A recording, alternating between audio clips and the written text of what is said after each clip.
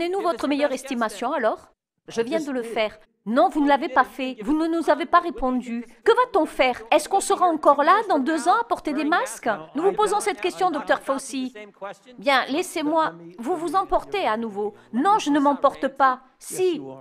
Voilà comment ça marche, Dr Fauci. C'est moi qui vous pose la question. Vous êtes le fonctionnaire le mieux payé du gouvernement des États-Unis. Vous nous avez donné vos conseils sur le baseball, les applications de sites de rencontres, les bateaux de croisière. Vous nous avez dit 0 masque, 1 masque, 2 masques. Maintenant, on revient à 1 masque. Je vous demande juste quand est-ce que ça va s'arrêter. Vous pouvez dire que je m'emporte. Je pose la question des citoyens que j'ai le privilège de représenter et mon nom figure sur un bulletin de vote. Je ne pense pas que votre nom n'ait jamais été sur un bulletin de vote. Mon nom va sur le bulletin de vote des citoyens que je représente et qui veulent savoir quand ils pourront récupérer leur liberté. Vous appelez ça m'emporter? En fait, j'appelle cela défendre la Constitution que j'ai prêté serment de respecter, Dr Fauci. Chaque année, chaque mandat que j'effectue au Congrès pour représenter les habitants du 4e district de l'Ohio. Donc ce n'est pas de la divagation, c'est défendre le premier amendement. Harcèlement. Et nous aimerions une réponse ou votre meilleure estimation comme vous avez une réponse à tout. Un objet qui fait désormais partie du quotidien de l'humanité presque entière, le masque. Au Texas, à partir du 10 mars, ce sera de l'histoire ancienne, tout comme la fermeture des commerces. Effective next Wednesday, all businesses of any type are allowed to open 100%. That includes any type of entity in Texas. Also, I am ending the statewide mask mandate.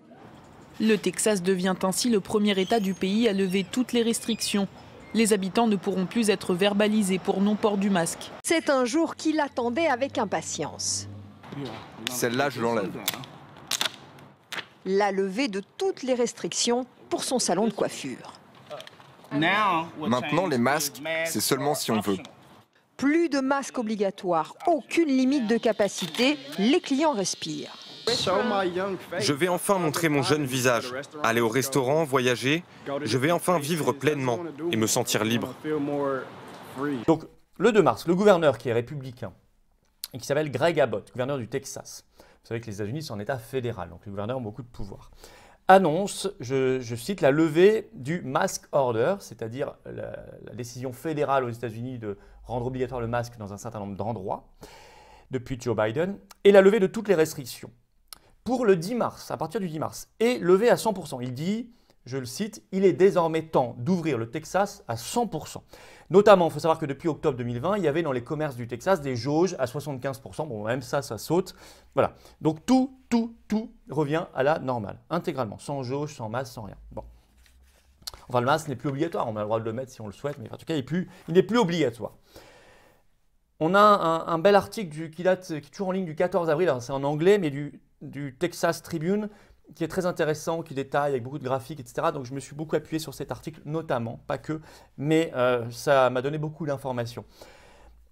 Il faut savoir aussi que le 5 avril, un match de baseball a été joué au Texas à Arlington, réunissant près de 40 000 personnes, mais là aussi, sans aucune restriction. Il n'y avait pas de distanciation sociale, de masque obligatoire, de jauge, etc.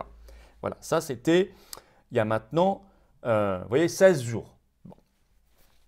Le même jour d'ailleurs, le Mississippi, pour information, un autre État américain, a annoncé exactement les mêmes décisions et je n'y reviendrai pas parce que les dynamiques à l'œuvre sont exactement les mêmes, sachez-le. Alors à l'époque, quand il annonce ça, Greg Abbott, le gouverneur, il y a des réactions politiques et médiatiques chez les covidistes très vives. On cite d'abord le président américain Joe Biden. Je cite, « Pas le moment de baisser la garde ». Il dit que c'est, je cite, une grande erreur.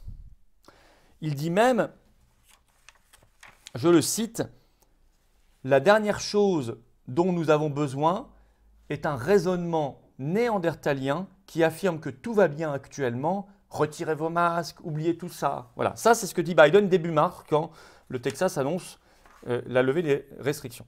La Maison-Blanche juge la décision du Texas irresponsable. La dernière chose dont on ait besoin, c'est ce raisonnement digne de Néandertal, qui dit qu'on peut retirer les masques. Oubliez ça, les masques, c'est important.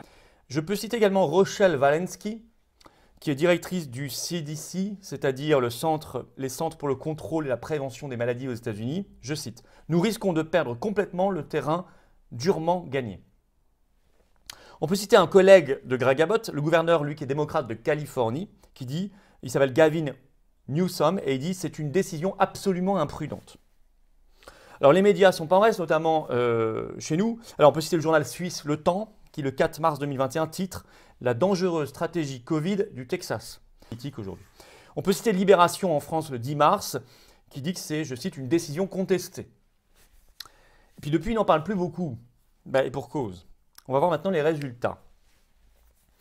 Alors, notamment, résultats au 14 avril dans cet article du Texas Tribune, mais depuis, les courbes sont encore meilleures. Voilà. Alors, les cas. Le jour où ils lèvent tout, donc le 10 mars, il y avait en moyenne 3020 cas détectés par jour au Texas. Aujourd'hui, enfin le 14 avril, il y en avait 2456. Donc une baisse à peu près de 17%. Le taux de positivité, dans la même période, il passait de 6,24%, il n'était pas très élevé, il passait à 5,89%. Donc il a continué de baisser. Le nombre de morts par jour, là c'est impressionnant. En moyenne, à ce moment-là, c'était 187 par jour en moyenne. Au 14 avril, c'était 64, 3 fois moins. Et même hier, le 20 avril, c'était 19, j'ai regardé. 19 morts au Texas. On était à 187 le 10 mars en moyenne sur 7 jours. Nombre d'hospitalisés, là aussi, c'est impressionnant. C'est une baisse d'un tiers. C'était 4556 hospitalisés Covid officiellement au Texas le 10 mars, 3002 le 14 avril. Et sûrement encore moins aujourd'hui, donc moins de 3000. Dans le même temps, on sait par un site officiel, le healthdata.gov, vous pourrez aller voir, que le 10 mars, le Texas était le pays qui comptait, enfin était l'État, pardon, qui au sein des États-Unis était au 5e rang en termes de nombre d'hospitalisés Covid par habitant, 5e sur 50, donc ce n'était pas terrible. Aujourd'hui, ils sont 22e sur 50.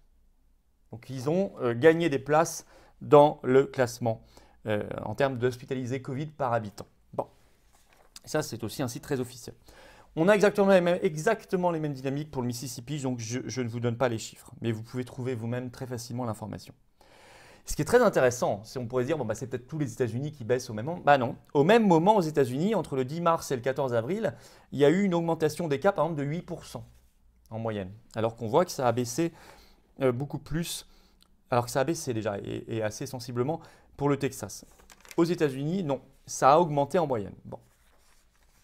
Alors certains disent ouais mais c'est peut-être parce que ils sont extraordinairement vaccinés, que ça marche très très bien, etc. Bah, le 10 mars, des Texans totalement vaccinés, il y en avait moins de 9% de la population. Et le Texas n'était pas d'ailleurs très très bien placé au sein des États-Unis. Aujourd'hui, il y en a totalement vaccinés à peu près 23%, donc moins d'un sur 4. Ça reste pas hyper explicatif, si tant est qu'en plus, on ait une efficacité qui soit parfaite, corrélée, etc. Et vous savez à quel point nous avons développé ici, et nous développons ici des réflexions, des exigences sur la prévention et le traitement. Bon. Sachant d'ailleurs que le 6 avril, le gouverneur du Texas, Greg Abbott, a annoncé son refus et l'interdiction même de toute forme de passeport sanitaire ou vaccinal au Texas, au nom des libertés individuelles et du respect du secret médical. Et d'ailleurs, le 6 avril également, il y a eu un non fédéral des États-Unis au passeport vaccinal, passeport sanitaire pour les États-Unis, disant que par contre, le privé pourrait le développer s'il le souhaite. Mais en tout cas, il n'y aurait pas d'initiative politique. Le Texas a vu le nombre de ces cas de Covid divisé par 4. Regardez les chiffres ici. Une moyenne des cas sur les 7 derniers jours sur 100 000 personnes. Vous nous avez donné votre estimation pour le Texas. Vous avez dit lorsque le Texas a supprimé le confinement que ceci serait inexplicable, que cela mènerait vers une situation d'urgence. Le Texas est limitrophe de 15 États au nord et tous ces États sont en confinement. Donc vos prévisions semblent ne pas être très justes. Qu'est-ce qui explique que les taux soient si bas par rapport aux autres États? Les autres États ont des taux bien supérieurs à celui du Texas, qui depuis plus d'un mois ne subit plus les restrictions que vous recommandez. Oui, il y a une différence entre le confinement et les gens qui obéissent au confinement. Vous savez, vous avez des situations dans lesquelles vous procédez à un confinement et malgré tout, les gens n'en font qu'à leur tête. Donc c'est ce qui se passe dans les États limitrophes. Les gens n'en font qu'à leur tête et n'écoutent pas les règles du Dr Fauci. Désolé, vous parlez trop vite, je ne comprends même pas ce que vous dites. Vous pouvez constater les chiffres.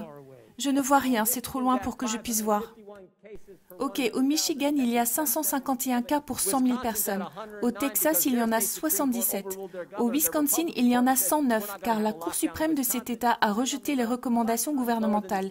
Les républicains ont dit « nous ne ferons pas de confinement » et leurs chiffres sont 5 fois plus faibles qu'au Michigan, qui est un État voisin. Le temps de parole est terminé. Monsieur le Président, c'est une question typique à laquelle l'invité peut répondre. Bon, la dernière. Pourquoi y a-t-il 109 cas au Wisconsin qui se situe à côté du Michigan qui en a 551? Michigan est en confinement et pas le Wisconsin. Je pense que la réponse est claire. Il y a une grande différence entre un État confiné sur ordre et le fait de recevoir des ordres. Et cela répond à la question. Ceci est mon opinion. Et en fin de compte, c'est ce qu'essaie de nous dire le docteur Fauci. Alors, je vous l'ai dit en introduction, peut-être que ça remontera. Parce que tout ça, c'est décorrélé. Il faut enlever de notre tête l'idée qu'une politique de restriction de liberté, c'est une politique sanitaire. Ça n'a rien à voir. Il y a une dynamique naturelle, manifestement, du virus. Et cette affaire du Texas, grandeur nature sur 29 millions d'habitants, avec en plus vraiment une décision directe, claire et nette. On ne garde pas à moitié des jauges. Non, c'est clair et net. Donc c'est intéressant pour faire vraiment un test grandeur nature. Ça montre, ça prouve que les covidistes mentent, terrorisent, effraient les populations. Au mieux, ils sont, pour certains d'entre eux, ceux de bonne foi, très incompétents. Pour les gens qui sont là, très pervers, très sadiques, ils mentent, ils manipulent, terrorisent. Et ça, c'est un exemple. Ce Texas a utilisé massivement pour informer, réinformer autour de vous. Faites circuler cette vidéo.